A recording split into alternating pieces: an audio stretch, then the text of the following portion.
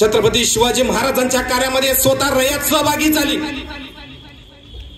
एका ऐतिहासिक काव्य एका प्रतिभावान कवीने श्रीबाबा पाठक यांनी सोप्या आणि रोखोक भाषेत सांगितलंय, बांधावरून 4 घोडेस्वार जाऊ पाहतायत आणि त्या 4 घोडेस्वारांना एका शेतकऱ्याचं कोवळं 10-12 वर्षाचं पोरग अडवतंय आणि म्हणतंय, खबरदार जर टाच मारून जाल पुढे चिंडड्या उडवीन राई राई एवढ्या।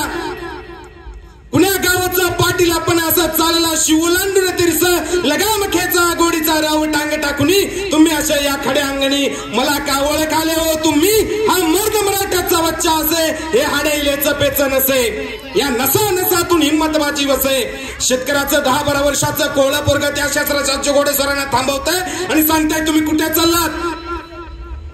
तेव्हा त्या शस्त्रसज्ज घोडेस्वारांमध्ये महाराज होते, त्या पोरानं महाराजांना बघितलं नाही, ओळख बिळख नाही, तरी महाराजांच्या कार्यात सहभागी व्हायला उभा राहतंय। ही खऱ्या अर्थाने छत्रपती शिवाजी महाराजांची त्या काळातली जी कल्पकता असेल किंवा छत्रपती शिवाजी महाराजांनी उभं केलेला स्वराज्य इतर माणसांना आवडायला लागतं, ही खरी त्या कामाची पोच पावती आहे।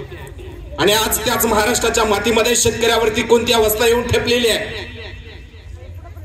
खऱ्या अर्थाने शेतकऱ्याबद्दल बोलताना अश्रू अनावर होतात, आत्महत्यासारखे प्रकार घडतात, परंतु छत्रपती शिवाजी महाराजांच्या काळात एकही आत्महत्या झाली नाही।